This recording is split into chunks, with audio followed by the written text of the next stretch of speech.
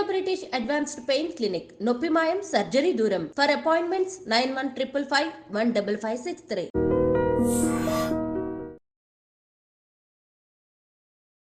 నమస్తే, welcome to I dream inside politics with కవిత.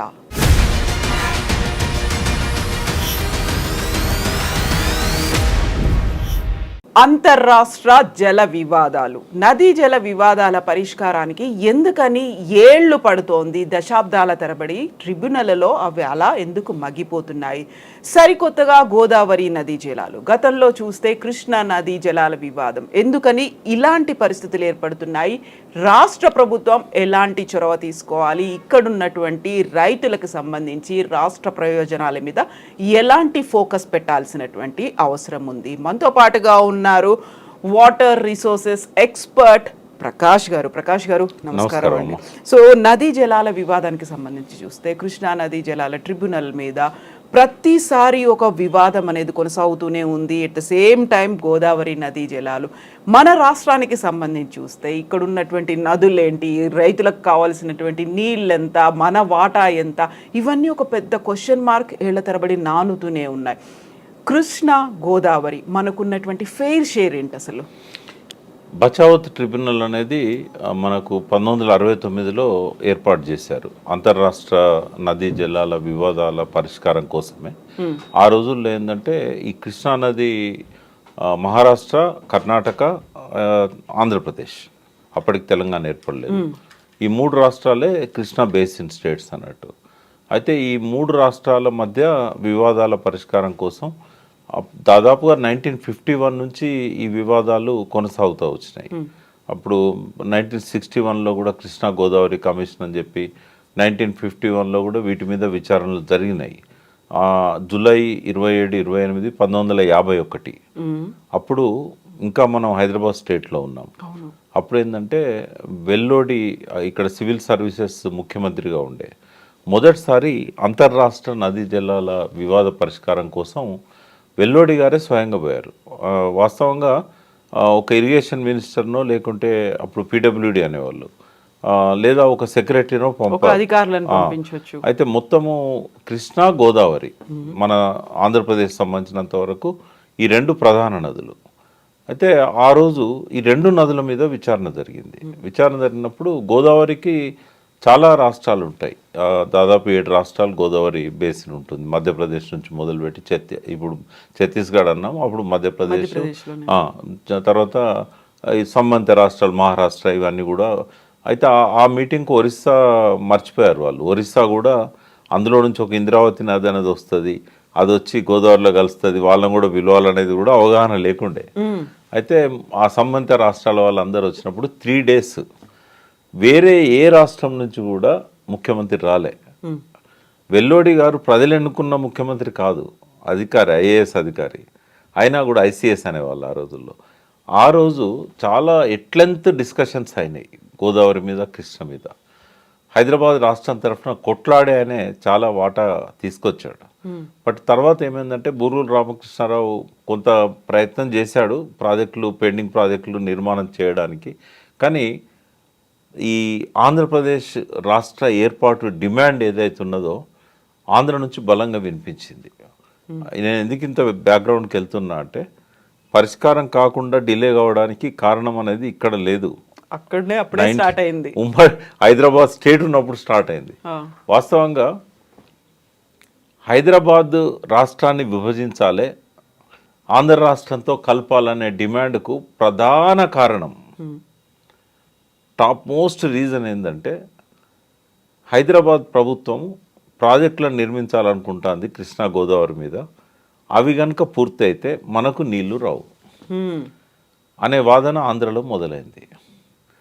నీళ్ల ప్రాధాన్యత ఆనాటికి ఆంధ్రలో నదీ జలాలు ప్రధానంగా, ఆంధ్రలో రైతులకు, సంపన్న వర్గాలకు, పాలిటీషియన్స్కు తెలిసినంతగా తెలంగాణ వాళ్ళకు తెలియదు.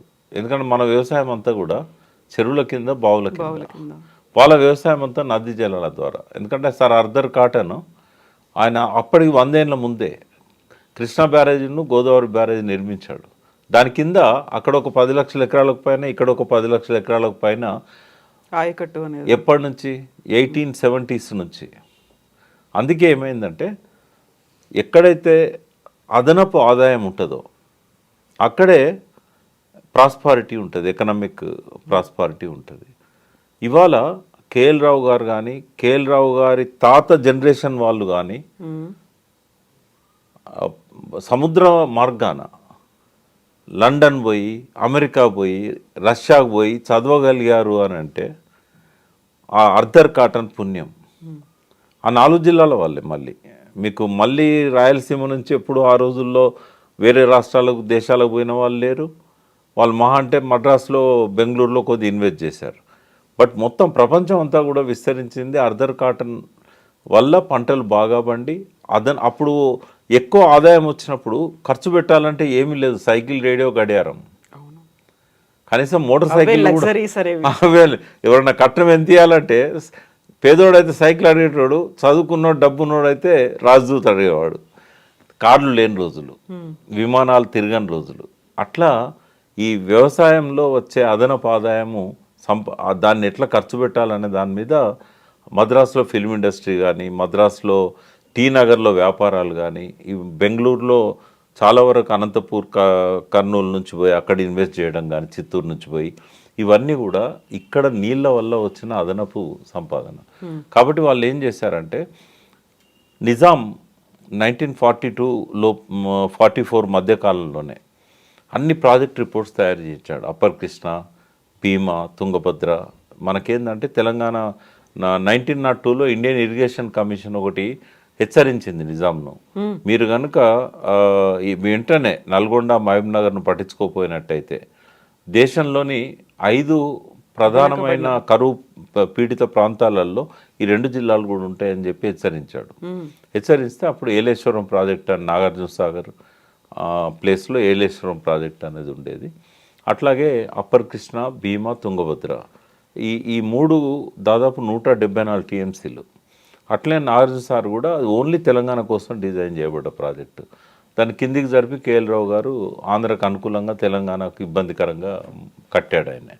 ఇవన్నీ కూడా ఏంటంటే అంతర్రాష్ట్ర ఒప్పందంలో వీటన్నిటికీ నీటి కేటాయింపులు ఉన్నాయి. ఎప్పుడు 1951లో కేఎల్ రావు గారు అందులో వన్ ఆఫ్ ది పార్టిసిపెంట్. ఎందుకంటే ఆయన అప్పుడు ప్లానింగ్ బోర్డులో ఉండేది మెంబర్గా. తర్వాత ఆయన ఇరిగేషన్ పవర్ మినిస్టర్ అయ్యాడు. 10 years ఉన్నాడు ఆయన దాదాపుగా. అయితే ఆ టైంలోనే నీళ్లు తెలంగాణకు పోతే మళ్ళీ మనకు దక్కవు, కాబట్టి మనం ఖచ్చితంగా విభజించుకోవాలి, ఆంధ్ర రాష్ట్రాన్ని, హైదరాబాద్ స్టేట్ను విభజించి తెలంగాణతో కలపాలి, అట్లయితేనే మనము నీళ్లు మనకు అంతే సస్యశ్యామలంగా మన ప్రాంతం ఉంటుంది అని చెప్పి అక్కడ వివాదాన్ని మొదలుపెట్టారు. రైపేరియన్ రైట్స్ అని, ఎవరైతే ముందు నీళ్ళను వాడుకుంటారో వాళ్ళకే మొదటి హక్కు ఉంటుంది. అంటే ప్రాజెక్టులు ఎవరైతే ముందు కడతారో వాళ్ళకు ముందు కట్టి నీళ్లను ఉపయోగించుకోవాలి వాళ్ళు, పెండింగ్లో ఉంటే కాదు, నీళ్లు వాడాలి వాళ్ళు. అయితే అప్పుడు ఏం చేశారంటే ఈ 51లో చేసిన ఈ నిర్ణయాన్ని ఒరిస్సా పార్టిసిపేట్ చేయలేదనే పేరుతోని ఒరిస్సాని ఎక్స్క్లూడ్ చేసింది. అంటే అప్పుడు ఒరిస్సా అందులో భాగం కాలే. వాస్తవంగా వాళ్ళు కూడా పార్టిసిపెంట్స్ ఉండాలి. మరి ఎందుకో వాళ్ళని పిలవలేదు. అప్పుడు ఇంద్రావతి నది మీద వాళ్ళకి అవగాహన లేనట్టుంది, ఒరిస్సాను పట్టించుకోలే. ప్రధాన నదులు ఏ రాష్ట్రాలకు వెళ్ళిపోతాయనేది చూశారు. వాస్తవంగా ఒరిస్సాలో గోదావరి నది కనబడదు, కానీ ఇంద్రావతి పెద్ద నది, అది ఒరిస్సాలో పుట్టి ఇక్కడికి వచ్చి. కానీ ఇవన్నీ వల్ల వాళ్ళు ఏంటంటే అది ఒప్పుకోలేదు. తర్వాత కాలంలో ఇక ఆ వివాదాలు కంటిన్యూ అవ్వకుంటూ వచ్చినాయి. 1956లో ఎప్పుడైతే ఆంధ్ర రాష్ట్రం ఏర్పడ్డదో, ఆంధ్రప్రదేశ్ ఏర్పడ్డప్పుడు ఇవన్నీ రద్దు చేశాడు నీలం సంజీవ్ రెడ్డి. అప్పర్ కృష్ణ, భీమా, తుంగభద్ర, నాగార్జున సార్ దారి మార్చారు, నందికొండ అని చెప్పి. ఇట్లా మొత్తం మన తెలంగాణకు తీరని నష్టం, మళ్ళీ పూడ్చుకోలేని నష్టం ఆ రోజు జరిగింది. నీలం సంజీవ్ రెడ్డి గారు ముఖ్యమంత్రిగా ఉన్న టైంలో వాళ్ళ రాష్ట్రం ఏర్పాటు చేసిందే ఆ ఉద్దేశంతో. ఏంటంటే మనం ముఖ్యమంత్రిలో ఉంటే మనం నిర్ణయాలు తీసుకోగలుగుతాం, ఈ ప్రాజెక్టులను మనం పెండింగ్ పెట్టగలుగుతాం. ఇచ్చంపల్లి కూడా చాలా పెద్ద ప్రాజెక్ట్ నిర్మాణం చేయాలనేది అప్పుడే అనుకున్నారు. అంటే మామూలు కాదు, అది భారతదేశంలో కాదు ప్రపంచంలోనే అత్యంత పెద్ద ప్రాజెక్ట్ అయ్యేది.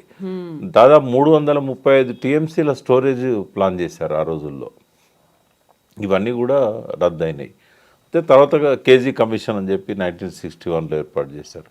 దాంతో కూడా పరిష్కారం కాలే. లాస్ట్కి ఏంటంటే 69లో అన్ని రాష్ట్రాలు కూడా మాకు నీళ్ళల్లో ఎక్కువ వాటా కావాలి, వినియోగం పెరిగింది. పెరగడంతో ఇటు ఆంధ్రప్రదేశ్ కానీ అటు కర్ణాటక కానీ మహారాష్ట్ర కానీ మళ్ళీ కృష్ణా ట్రిబ్యునల్ వేయాలని, గోదావరి ట్రిబ్యునల్ వేయాలని చెప్పి బాగా ఆందోళన చేస్తే అప్పుడు ఈ 2 ట్రిబ్యునల్స్ ఒక్కరికే ఇచ్చారు. బచావత్ ఆయన రిటైర్డ్ జస్టిస్ ఉండే, ఆయనతో పాటు ఇంకా కొందరు అందులో. అయితే వాళ్ళు ఏం చేశారంటే 73లో కృష్ణానది మీద రిపోర్ట్ ఇచ్చారు, కృష్ణా వాటర్ జలాల పంపిణీకి. మళ్ళీ స్కీమ్ బి అని చెప్పి 75లో ఇంకొక రిపోర్ట్ ఇచ్చారు. అయితే స్కీమ్ బిని ఎగువ రాష్ట్రాలు ఒప్పుకోలేదు. స్కీమ్ బి మన ఆంధ్రప్రదేశ్ కూడా ఒప్పుకోలేదు. ఎగువ రాష్ట్రాలు కావాలన్నాయి, మన ఆంధ్రప్రదేశ్ ఒప్పుకోలేదు. అందులో ఏమన్నారంటే టర్మినల్ స్టేట్ కాబట్టి చివరి అక్కడే ఎండ్ అయిపోతుంది, కృష్ణా సముద్రంలో నది కలుస్తుంది. ఆంధ్రప్రదేశ్లో ఎండ్ అయిపోతుంది, ఇప్పుడు ఆంధ్రలో ఎండ్ అవుతుంది. అయితే కరువు కాలంలో వరద తక్కువ వచ్చినప్పుడు ఈ వాటాను మళ్ళీ పునః పంపిణీ చేశారు వాళ్ళు. అంటే ఎంతైతే నీటి లభ్యత ఉంటుందో దాన్ని మళ్ళీ పంచుకోవాలని చెప్తే దాన్ని ఆంధ్రప్రదేశ్ ఒప్పుకోలే. నా చివరి రాష్ట్రం కాబట్టి వచ్చిన నీళ్ళని నేనే పంచుకుంటానని చెప్పింది. దాంతో ఆ స్కీమ్ బి అమలు కాలేదు. 73లో ఇచ్చిన స్కీమ్ ఏనే అమలైంది. అయితే అది 2000 సంవత్సరానికి ఎక్స్పైర్ అయిపోతుంది. వాళ్ళే చెప్పారు కట్ ఆఫ్ డేట్. పునర్విభజన 2000 సంవత్సరం తర్వాత చేయాలి అని. అయినా పట్టించుకోలేదు ప్రభుత్వం. అప్పటికి టీఆర్ఎస్ 2001లో ఏర్పడ్డ తర్వాత నేను విద్యాసాగరరావు గారు, విద్యాసాగరరావు గారు కేసీఆర్తో డిస్కస్ చేసి మళ్ళీ మనం ట్రిబ్యునల్ కోరుదాం, మనకు అన్యాయం జరిగింది. మనము బేసిన్లో 68.5% కృష్ణా బేసిన్ 2 రాష్ట్రాలకు కంపేర్ చేస్తే తెలంగాణ ఆంధ్రలో కృష్ణానది 100% అనుకుంటే 68.5% తెలంగాణ ఉంది, 21.5% ఆంధ్ర ఉంది. కానీ నీళ్లు మాత్రం మనకి 20% వచ్చినాయి, వాళ్ళకు 80% వచ్చినాయి. అంటే వాస్తవంగా రైపేరియన్ రైట్స్ ఆధారంగా కృష్ణా జిల్లాలో ప్రకాశం బ్యారేజ్ కింద ఆ కాలువలు ఏవైతే ఉన్నాయో గుంటూరు జిల్లా కృష్ణా జిల్లాకు పోయే కాలువలు, ఈ పక్కన ఏలూరు కూడా వస్తుంది కొంత, పశ్చిమ గోదావరి, కృష్ణా, గుంటూరు, ఈ 3 జిల్లాలకు కృష్ణానది నీళ్ళు పోతాయి. అయితే అప్పుడున్న ఆయకట్టు 10 లక్షల ఎకరాలకు పైన ఉండే. 1960ని బేస్ లైన్గా తీసుకున్నారు బచావత్. 60 నాటికి ఏదైతే ఆయకట్టు అమల్లో ఉందో దాన్ని వాళ్ళు పరిగణలోకి తీసుకొని ఫస్ట్ వాళ్ళకు ఆ నీళ్ళ కేటాయింపు చేశారు.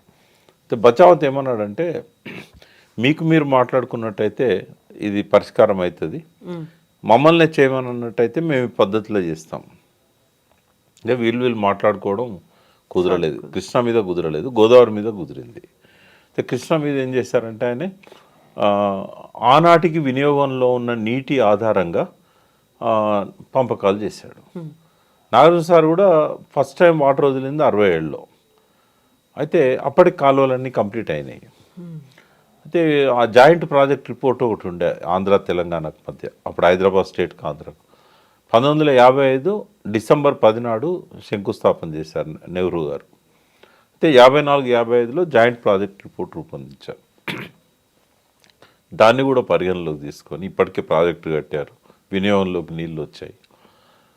ఆనాటికి ఏదైతే సాగైతున్న ఆయకట్టు అమల్లో ఉన్న ప్రాజెక్టులు వాటి ఆధారంగా పంపిణీ చేసినప్పుడు కేవలం 50 టీఎంసీలు మాత్రమే బచావత్ ట్రిబ్యునల్కు మిగిలినాయి. ఎందుకంటే 2060 టీఎంసీలను మొత్తంగా లెక్కేశారు. చేసినప్పుడు పై రాష్ట్రాలకు పోగా మనకు 800 టీఎంసీలు వచ్చాయి.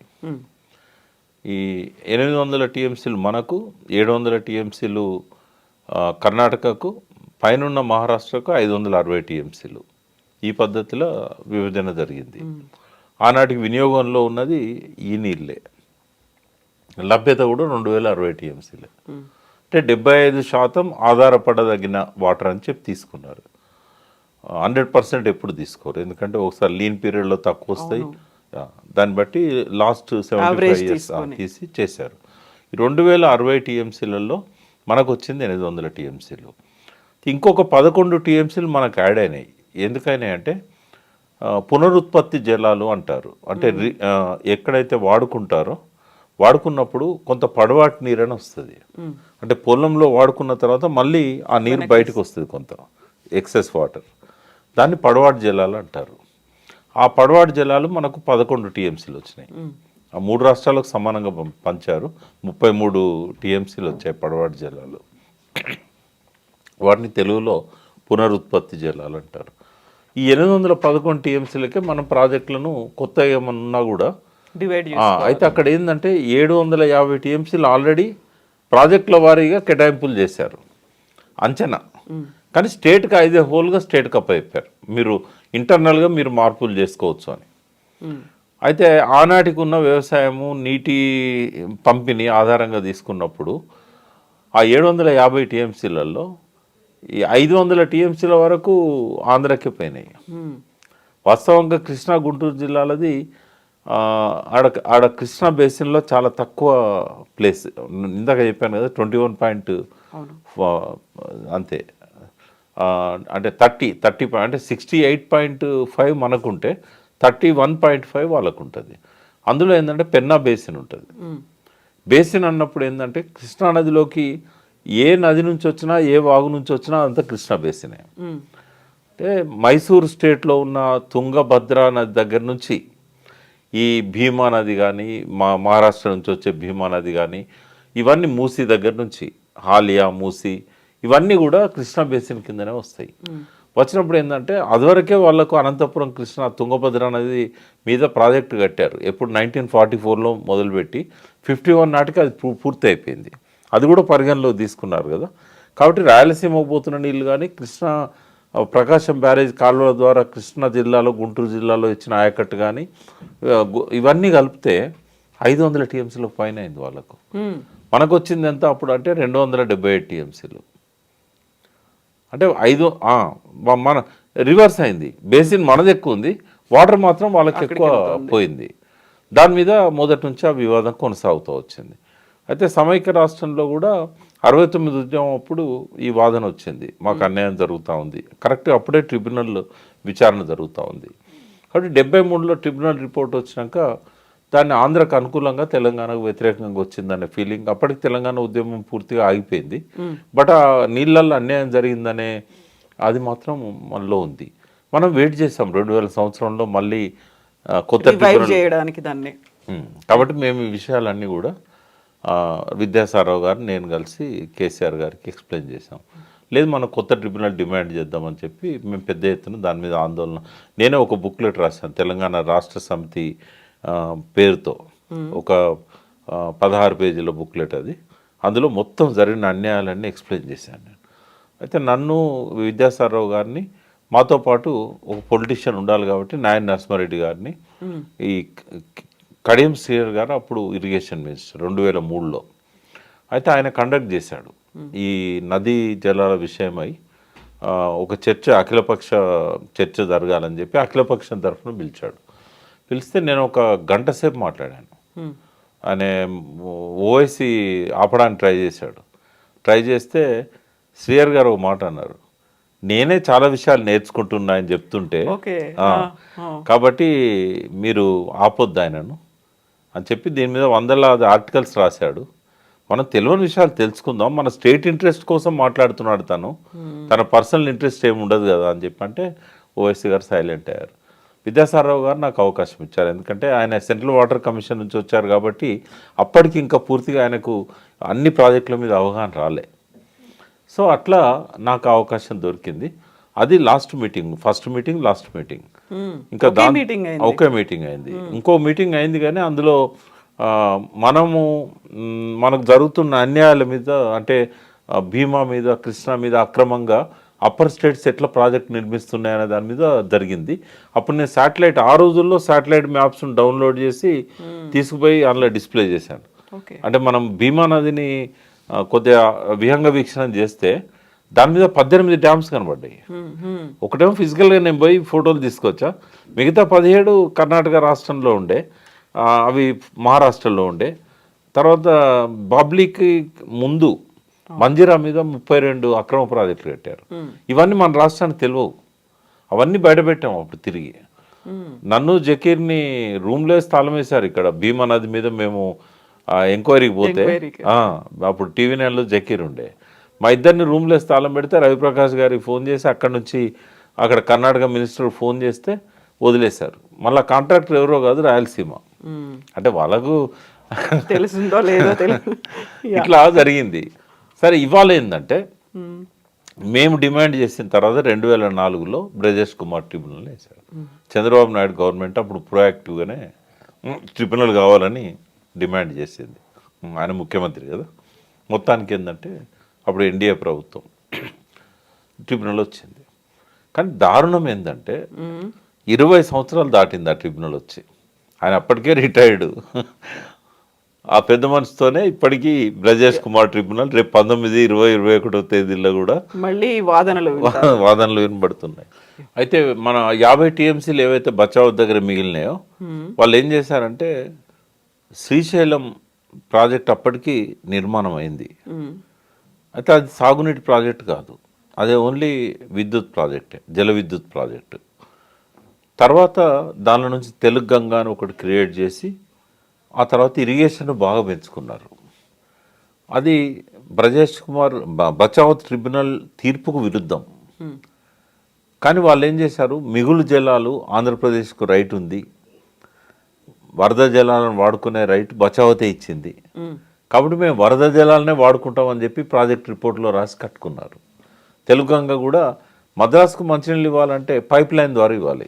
ప్రపంచంలో ఎక్కడైనా డ్రింకింగ్ వాటర్ పైప్ లైన్ ద్వారా పోతుంది. కానీ చాలా పెద్ద కాలువ కట్టారు అప్పుడు ఎన్టీ రామారావు పీరియడ్లో. ఎందుకు అని అంటే ఏమన్నారంటే వరద జలాలు వచ్చినప్పుడు మేము దానిలో వాటర్ వాడుకుంటాం, మద్రాసు పోయే 15 టీఎంసీలే వాడుకుంటాం. తర్వాత ఏం చేశారు, ఒక కొత్త ప్రాజెక్టుకు రూపకల్పన చేశారు, ఎస్ఆర్బిసి అని. ఏదై పోతిరెడ్డిపాడు కంటే ముందే ఎస్ఆర్బిసి ప్రాజెక్టుకు అనుమతులు తీసుకున్నారు.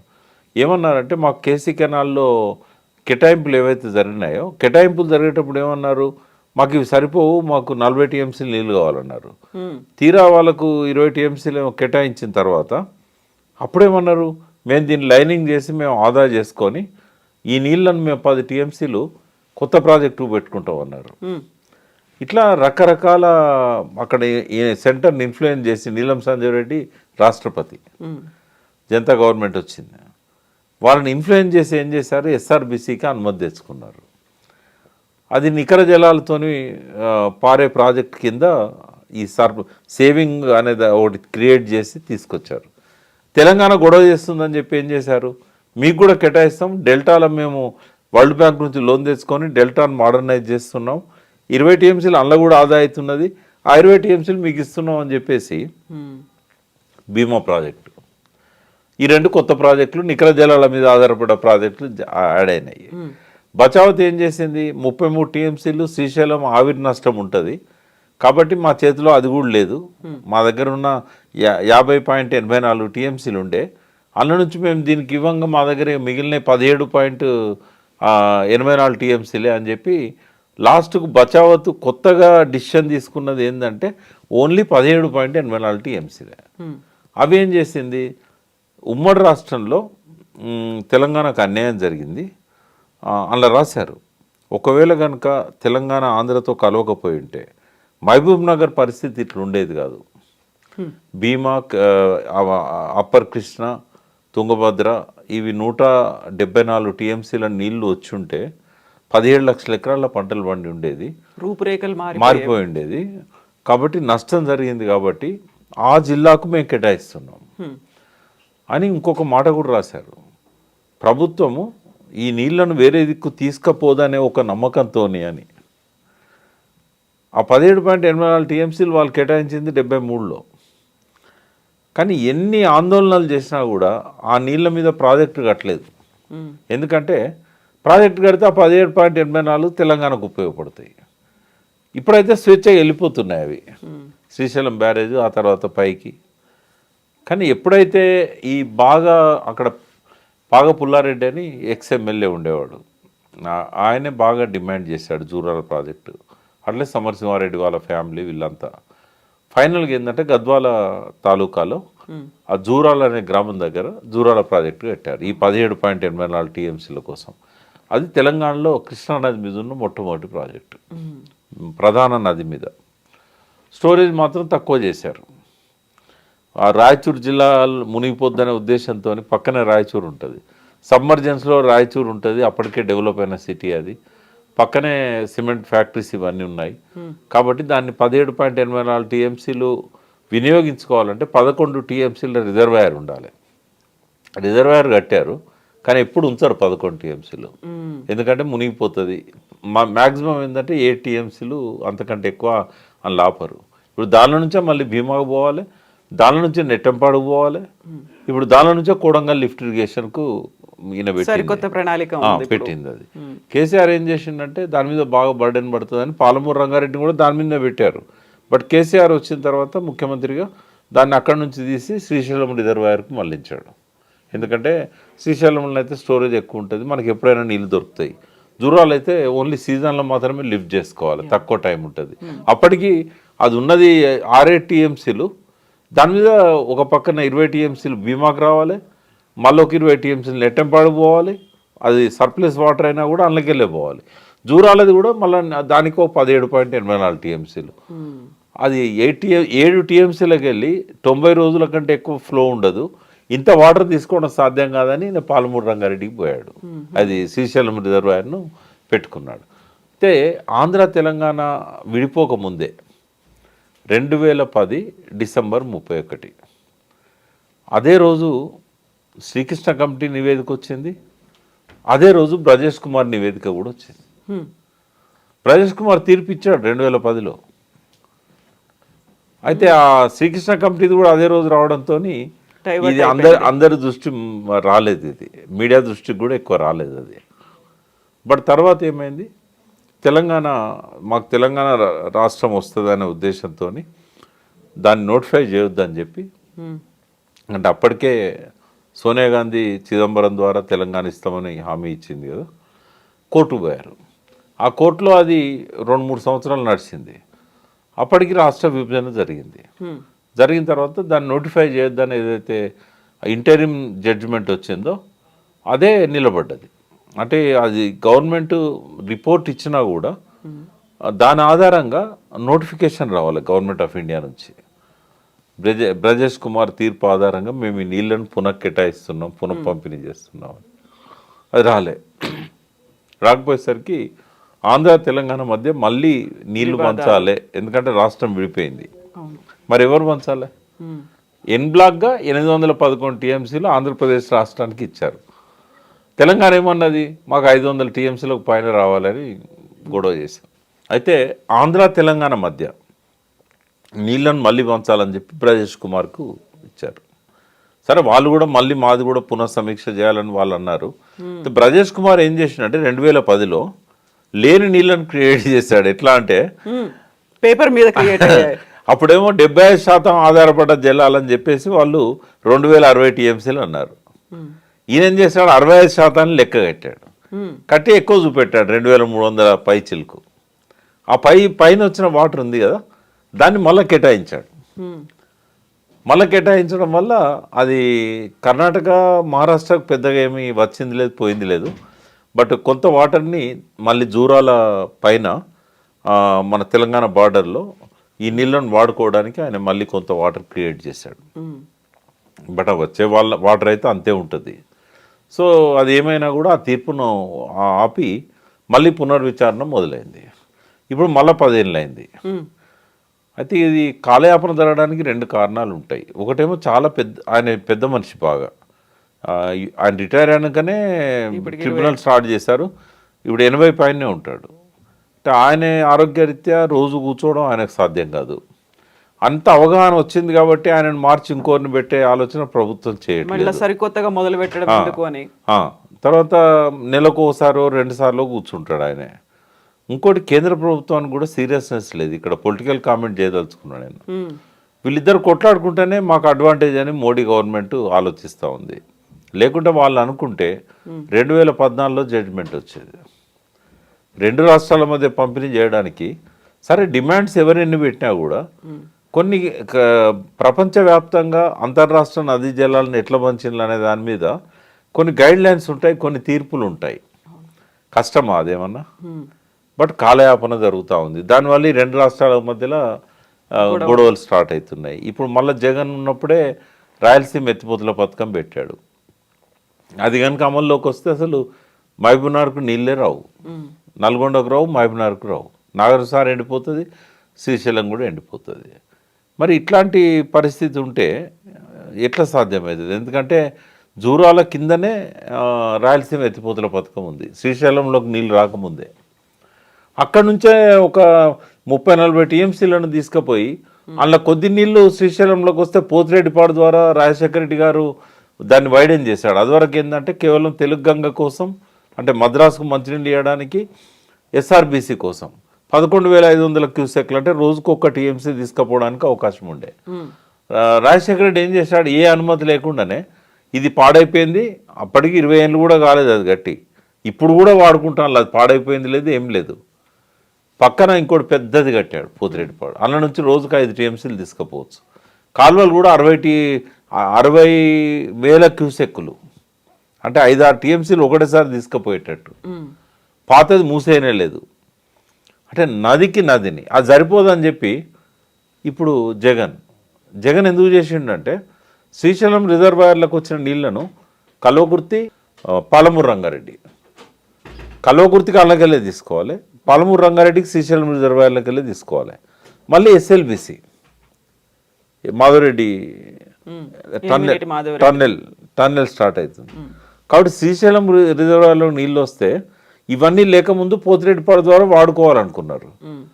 ఇప్పుడు ఇవన్నీ వచ్చేసరికి మనకు నీళ్లు దొరుకుతాయో లేదో అని శ్రీశైలంలోకి రాకముందే ఓ టన్నెల్ పెట్టి ఇప్పుడు రాయలసీమ ఎత్తిపోతుల పథకం అని చెప్పి తీసుకుపోతున్నారు. అంటే వాళ్ళు ఏమనుకుంటున్నారంటే మొత్తం రైట్ మాకే ఉంటుంది ఈ కృష్ణానది మీద. అందుకే ఒకసారి కేసీఆర్ వాళ్ళను హెచ్చరించిండు, మీరు కనుక ఇదే పద్ధతిలో రాయలసీమ ఎత్తిపోతుల పథకం ద్వారా తీసుకుపోదలుచుకుంటే జోగులాంబ దగ్గర మేము బ్యారేజ్ కట్టి ఒక్క సుక్క నీళ్లు కిందికి రానియకుండా అక్కడి నుంచి మేము డైవర్ట్ చేసుకుంటామని చెప్పాడు. ఈ వాగ్వివాదాల మధ్య అది మాత్రం కొనసాగుతూనే ఉన్నది.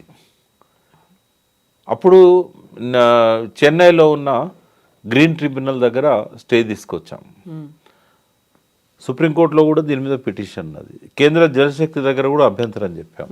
కేఆర్ఎంబి వచ్చినాక దాని దగ్గర అభ్యంతరం చెప్పాం. ఇన్ని ఉన్న తర్వాత కూడా యథేచ్ఛగా అక్కడ పనులు జరుగుతూనే ఉన్నాయి. ఆఖరికి ట్రిబ్యునల్ ఏం చేసింది, ఒక కమిటీని పంపింది. ఆ కమిటీ కూడా వచ్చి విజిట్ చేసి పనులు జరుగుతున్నాయని రిపోర్ట్ ఇచ్చింది. రేవంత్ రెడ్డి ఒక్కరోజు దాని మీద స్పందించలేదు. చంద్రబాబు వచ్చి 1 year అయింది.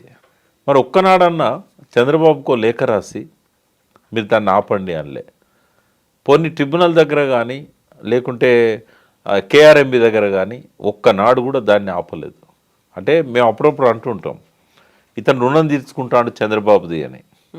చంద్రబాబు ఆయన గురువు, మానసికంగా చంద్రబాబుతో ఉన్నాడు, ఫిజికల్గా కాంగ్రెస్తో ఉన్నాడని చెప్తాం. దీనికి ఇంతకంటే సాక్ష్యం ఏం కావాలి? ఇవన్నిటి మీద బ్రజేష్ కుమార్ తొందరగా తేలిస్తే ఈ ప్రాబ్లం ఉండదు. వాళ్ళ వాటానీళ్ళు వాళ్ళు ఎక్కంచన తీసుకుపోని, బట్ ఆయన తేల్చట్లేదు. నిన్న ఉత్తమ్ కుమార్ రెడ్డి గారు స్వయంగా పోయారు అక్కడికి, ఢిల్లీ పోయి ట్రిబ్యునల్ కూడా పోయాడు. నేను అప్రిషియేట్ చేస్తాను. ఎందుకంటే అడ్వకేట్లను పంపడమే కాకుండా స్వయంగా ఒక మంత్రి పోవడం వల్ల దాని సీరియస్నెస్ వస్తుంది. బ్రజేష్ కుమార్ గారు దాన్ని సీరియస్గా తీసుకునే అవకాశం ఉంది. కాబట్టి తప్పకుండా ఆయన కృతజ్ఞతలు చెప్తాను, నేను అభినందనలు కూడా చెప్తాను.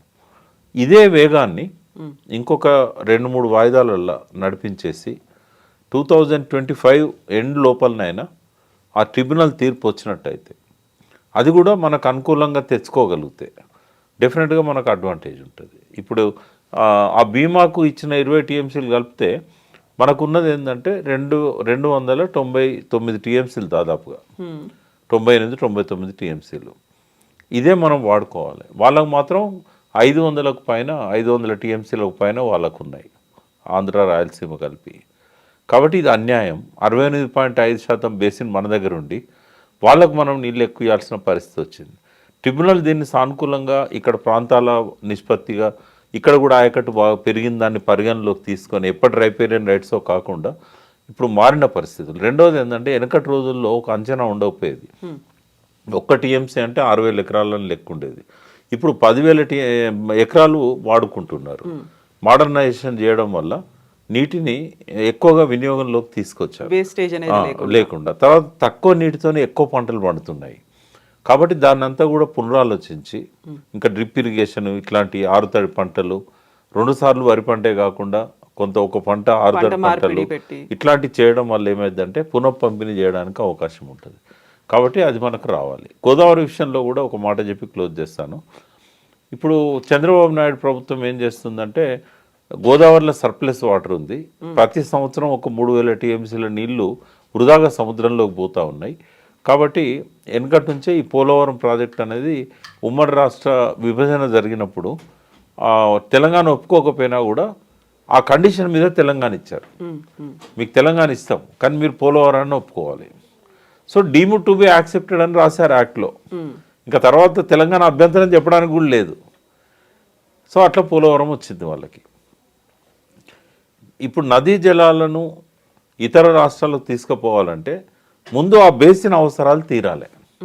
ఇప్పుడు కృష్ణా గోదావరి బేసిన్లో చివరి రాష్ట్రాలుగా ఉన్న ఆంధ్ర తెలంగాణ అవసరాలు తీరకుండా కావేరీ బేసిన్ కానీ పెన్నా బేసిన్ కానీ వాటిని తీసుకుపోవాలనుకున్నప్పుడు తెలంగాణ అభ్యంతరం చెప్తా ఉంది. మాకు ఇచ్చిన వాటరు 968 టీఎంసీలు గోదావరిలో. గోదావరి ఏం చేశారు, 1480 టీఎంసీలను గోదావరిలో ఆంధ్ర తెలంగాణ వాటా కింద పరిగణలోకి తీసుకున్నారు. అందులో చాలా నీళ్లు ఉన్నాయి. పై రాష్ట్రాల ఓంగ మన 2 రాష్ట్రాలు ఆంధ్రప్రదేశ్కి వచ్చింది 1480. అందులో ఉమ్మడి రాష్ట్రానికి ఇస్తారు నీళ్లను, ప్రాజెక్టుల వారికి ఇవ్వలే. ఎందుకంటే కాంప్రమైజ్ అయినాం. బచావ్ ట్రిబ్యునల్ ముందు ఇది విచారణ 1975-76లో చేపట్టారు. 1980లో తీర్పు వచ్చింది బచావత్. ఈ 5 ఏళ్ల కాలంలో విచారణ జరిపినప్పుడు ఈ ఒప్పందాలు జరిగినాయి. బచావత్ ఏమన్నాడంటే మీరు పరిష్కరించుకుంటే నా అవసరం లేదన్నాడు. అప్పుడు అన్ని రాష్ట్రాలు కూడా కూర్చొని అగ్రిమెంట్స్ చేసుకున్నాయి. కాబట్టి ఆయన ఏం చేసిండు, అగ్రిమెంట్స్ను తీర్పుగా ప్రకటించాడు. కృష్ణాలో ఉన్న గొడవలు అక్కడ లేవు. ఎందుకంటే అక్కడ వ్యవసాయం తక్కువ, వాటర్ ఎక్కువ ఉంది. ఎందుకు ఉంది, దట్టమైన అడవులకి వెళ్ళి గోదావరి నది వస్తుంది. అక్కడ అవసరం లేదు. వెస్టర్న్ ఘాట్స్ నుంచి మొదలుపెట్టి తెలంగాణకు వచ్చేదాకా దట్టమైన అడవులు. ఇంద్రావతి ప్రవహించే ఛత్తీస్గఢ్, ఒరిస్సా దట్టమైన అడవులు. కానీ రాను రాను ఏమైందంటే ఈ అడవులను నరుక్కుంటూ వ్యవసాయం